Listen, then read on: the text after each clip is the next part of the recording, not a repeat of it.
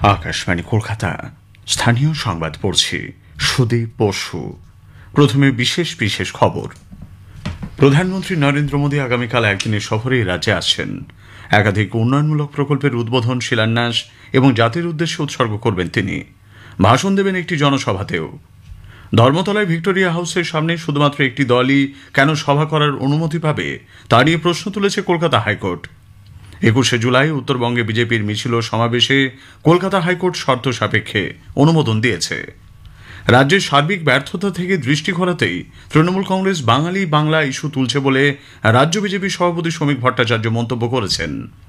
সম্ভাবনাময় স্বচ্ছ শহর হিসেবে 2024-25 সালের স্বচ্ছ সর্বেক্ষণ পুরস্কার পেয়েছে হুগলির বৈধবাটি।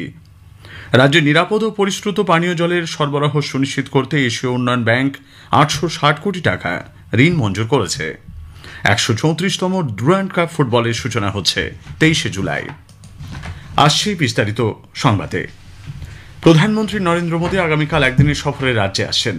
একাধিক উন্নয়নমূলক প্রকল্পের উদ্বোধন, শিলান্যাস এবং জাতির উদ্দেশ্যে উৎসর্গ করবেন তিনি। পাশাপাশি অংশ নেবেন একটি জনসভাতেও। দুপুরে অন্ডাল বিমানবন্দরে পৌঁছে প্রধানমন্ত্রী সড়কপথে দুর্গাপুরের নেহরু স্টেডিয়ামে যাবেন। 1950 কোটি টাকার বেশি ব্যয়ে নির্মিত বাঁকুড়া ও পুরুলিয়া জেলায় ভারত পেট্রোলিয়াম কর্পোরেশন লিমিটেডের সিটি গ্যাস ডিস্ট্রিবিউশন প্রকল্পে শিলান্যাস করবেন তিনি। এই প্রকল্পের মাধ্যমে বাড়ি বাড়ি পাইপবাহিত রান্নার গ্যাস সরবরাহের পাশাপাশি বাণিজ্যিক ও শিল্পক্ষেত্রের জন্য পিএনজি সংযোগ দেওয়া হবে। প্রধানমন্ত্রী দুর্গাপুর হলদিয়া প্রাকৃতিক গ্যাস পাইপলাইনের দুর্গাপুর থেকে কলকাতা পর্যন্ত 132 কিলোমিটার দীর্ঘ অংশকে জাতির উদ্দেশ্যে উৎসর্গ করবেন। আনুমানিক 1190 কোটি টাকার এই প্রকল্প পূর্ব বর্ধমান, হুগলি ও নদিয়া জেলার মধ্যে দিয়ে গেছে। রেল পরিকাঠামো উন্নয়নে তিনি Purulia Kotshila rail line doubling এর 36 কিলোমিটার দীর্ঘ প্রকল্পটিও জাতির উদ্দেশ্যে উৎসর্গ করবেন। সেতু ভারতম প্রকল্পের আওতায় পশ্চিম বর্ধমানের তপসি ও পাণ্ডবেশ্বরকে যুক্ত করতে দুটি রোড ওভারব্রিজের উদ্বোধন করবেন শ্রী মোদী। সরকারি অনুষ্ঠানের পরই প্রধানমন্ত্রী দুপুরে নেহরু স্টেডিয়ামে এক জনসভায় অংশ নেবেন। একটি প্রতিবেদন। দুর্গাপুরে প্রশাসনিক এবং রাজনৈতিক দুরকম কর্মসূচি থাকছে প্রধানমন্ত্রী নরেন্দ্র মোদী। জনসভার মঞ্চের পিছনেই প্রশাসনিক সভার মঞ্চ তৈরি করা হয়েছে। প্রথমে প্রধানমন্ত্রী সরকারি অনুষ্ঠান স্থলে যাবেন। সেখানে বেশ কয়েক হাজার প্রকল্পের শিলান্যাস ও উদ্বোধন করবেন তিনি। প্রশাসনিক কর্মসূচি শেষ করে প্রধানমন্ত্রী বিজেপির জনসভায় যোগ দেবেন। ওই জনসভার জন্য বিজেপির তরফে জোরদার প্রস্তুতি নেওয়া হয়েছে। প্রধানমন্ত্রীকে স্বাগত জানাতে বিজেপির রাজ্য সভাপতি শ্রমিক ভট্টাচার্য সহ শীর্ষ নেতারা ইতিমধ্যেই দুর্গাপুরে পৌঁছেছেন। প্রধানমন্ত্রী সফরকে কেন্দ্র করে দুর্গাপুরের নিরাপত্তা ব্যবস্থাও জোরদার করা হয়েছে। রাজ্য ও কেন্দ্রীয় নিরাপত্তা বাহিনী পুরো অঞ্চল জুড়ে নজরদারিতে রয়েছে। প্রশাসনের তরফে জানানো হয়েছে, প্রধানমন্ত্রীর জনসভা উপলক্ষে বিপুল সংখ্যক মানুষের সমাগমের সম্ভাবনা থাকায় যাবতীয় প্রস্তুতি নেওয়া হয়েছে। কল্যাণ লাহার সঙ্গে অভিরূপ ভট্টাচার্য, আকাশবাণী সংবাদ, কলকাতা। ধর্মতলায় ভিক্টোরিয়া হাউসের সামনে শুধুমাত্র একটি দলই কেন সভা করার অনুমতি পাবে তা নিয়ে প্রশ্ন তুলেছে কলকাতা হাইকোর্ট। তৃণমূল কংগ্রেসের 21শে জুলাই সভা নিয়ে দায়ের হওয়া মামলায় বিচারপতি তীর্থঙ্কর ঘোষ এই সভা নিয়ে বেশ কিছু শর্ত আরোপের ইঙ্গিত দিয়েছেন। পরের বছর কর্মসূচির জন্য বিকল্প জায়গায় খোঁজ করতে বলেন তিনি। 21শে জুলাইয়ের কর্মসূচির জন্য ট্রাফিক নিয়ন্ত্রণ সংক্রান্ত যে সকল বিজ্ঞপ্তি পুলিশ দিয়েছে তা আগামীকাল আদালতে পেশ করতে বলেছেন বিচারপতি। পাশাপাশি জানাতে হবে মামলার গ্রহণযোগ্যতা নিয়ে রাজ্যের আপত্তির দিকটিও। আগামীকালই মামলার পরবর্তী শুনানি।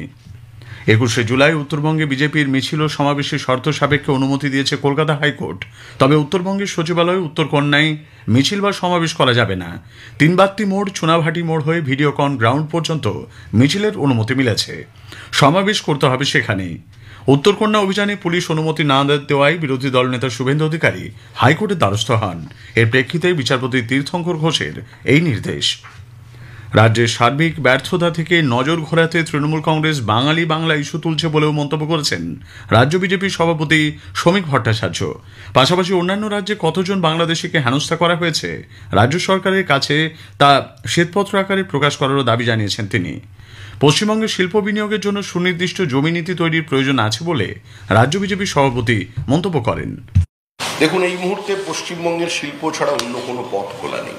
আমরা 3 ফসলি জমি অধিগ্রহণের বিরোধী, কিন্তু একই সঙ্গে আমরা চাইছি যদি প্রয়োজন হয় জমি অধিগ্রহণ হবে এবং কৃষককে সঙ্গে নিয়ে সোলেসিয়ামের পরিমাণ দ্বিগুণ করে বাজার দরের থেকে 3 গুণ দামে এবং কৃষককে শিল্পের সঙ্গে যুক্ত করে তাকে শিল্পের একটা নির্দিষ্ট মালিকানা দিয়ে আমরা পশ্চিমবঙ্গে শিল্প স্থাপনের পক্ষে।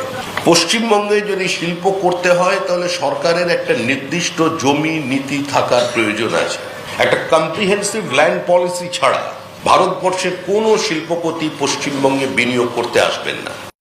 সারা দেশে বাংলাভাষীদের বিভিন্নভাবে হয়রানির যে অভিযোগ উঠেছে তার বিরুদ্ধে রাজ্য বিধানসভায় তৃণমূল কংগ্রেস সরকারের প্রস্তাব আনা উচিত ছিল বলে সিপিআইএমের রাজ্য সম্পাদক মোহাম্মদ সেলিম মন্তব্য করেছেন।